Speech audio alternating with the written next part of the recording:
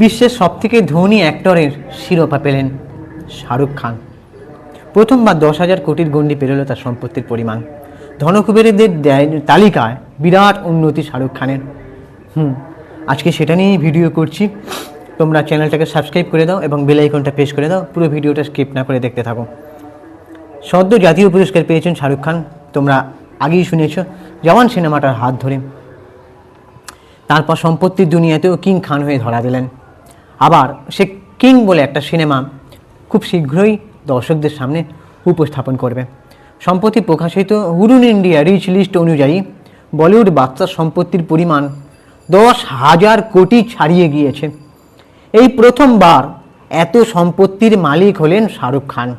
তার জেরেই দেশের ধনীতম অভিনেতার শিরোপা উঠেছে তার মুকুটে।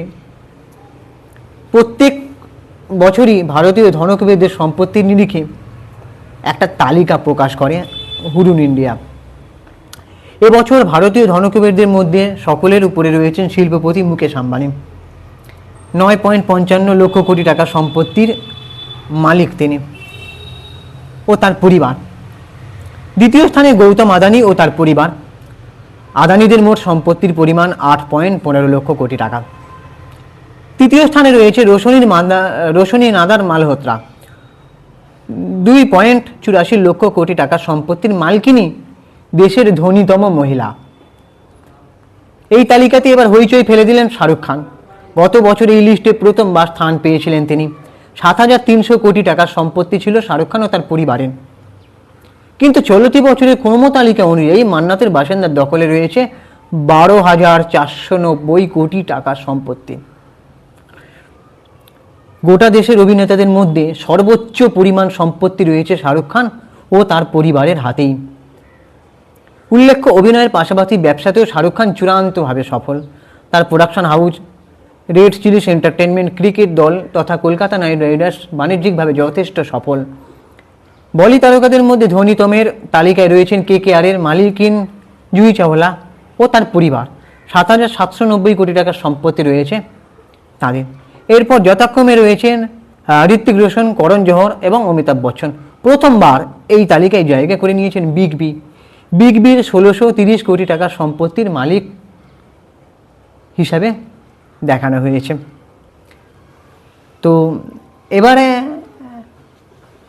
একটা কথা বলতে চাই, শাহরুখ খান যে এত টাকার মালিক, ওয়ার্ল্ড রিচেস্ট অ্যাক্টর, সে যে সেকেন্ড রিচেস্ট অ্যাক্টর ছিল, এখন ওয়ার্ল্ডের এখন ভারতের সবথেকে ধনীতম অভিনেতা হয়ে গেছে। তো তার একটা যে ব্যবসা, সেটা হচ্ছে কলকাতা নাইট রাইডার্সের থেকেই কিন্তু একটা বিপুল পরিমাণ সে লাভ করে। এবার আমাদের মাননীয় মুখ্যমন্ত্রী মমতা বন্দ্যোপাধ্যায় তাকে যে কলকাতার ব্র্যান্ড অ্যাম্বাসাডার করেছেন, পশ্চিমবঙ্গের ব্র্যান্ড অ্যাম্বাসাডার, তো এই ব্র্যান্ড অ্যাম্বাসাডার করার কারণটা কি আমি ঠিক আজও বুঝতে পারলাম না। সে কলকাতা নাইট রাইডার্স নিয়ে একটা ব্যবসা, তার তো এটা সত্যিই ব্যবসা। সেখানে আবার শোনা যায় নাকি কলকাতার কোনো খেলোয়াড় নেই, অথচ কলকাতা নাইট রাইডার্স নাম, ঠিক আছে। এবার পশ্চিমবঙ্গের ব্র্যান্ড অ্যাম্বাসাডার হয়ে সে পশ্চিমবঙ্গের মানুষের জন্য কি করেছেন। সে তো এত বড় অ্যাক্টর, এত বড় ধনী একটা মানুষ, ভারতের সবথেকে ধনী অভিনেতা, ওয়ার্ল্ডের ধনী অভিনেতাদের মধ্যে নাম তার তালিকায় জড়িয়ে যাচ্ছে। একের পর এক হিট সিনেমা দিচ্ছে, 1,000 কোটি টাকা কাছাকাছি বক্স অফিস দিচ্ছে, 1,000 কোটির মতন বক্স অফিস দিচ্ছে। সে কলকাতা নাইট রাইডার্স থেকে তো একটা বিপুল পরিমাণ টাকা কামাচ্ছে। কিন্তু আমাদের মাননীয় মুখ্যমন্ত্রী মমতা বন্দ্যোপাধ্যায় পশ্চিমবঙ্গের ব্র্যান্ড অ্যাম্বাসাডার করেছেন। তো আমরা তো কোনো খবরই পাই না যে পশ্চিমবঙ্গের জন্য আজকে শাহরুখ খান এই কথাটা ভাবছেন, এই জিনিসটা করার কথা ভাবছেন বা কিছু। তিনি শুধু কলকাতা ফিল্ম ফেস্টিভ্যালেই আসেন, আগেরবার আসতে পারেননি, মাননীয়া ওনাকে ইনভাইট করেন, ঠিক আছে। তো আমি বুঝতে পারি না যে পশ্চিমবঙ্গের ব্র্যান্ড অ্যাম্বাসাডার হয়ে ওনার কাজটা কী।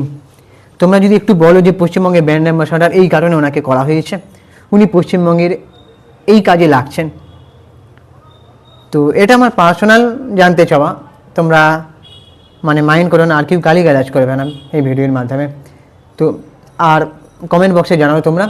পুজো আশা করি সবার ভালো কাটছে। আজকে দেখতে দেখতে মা বিদায় নেবে। শুভ বিজয়া দশমী সবাইকে। আর চ্যানেলটাকে সাবস্ক্রাইব করে দাও। কার কী ওপিনিয়ন তোমরা জানাও এই ভিডিওর মাধ্যমে।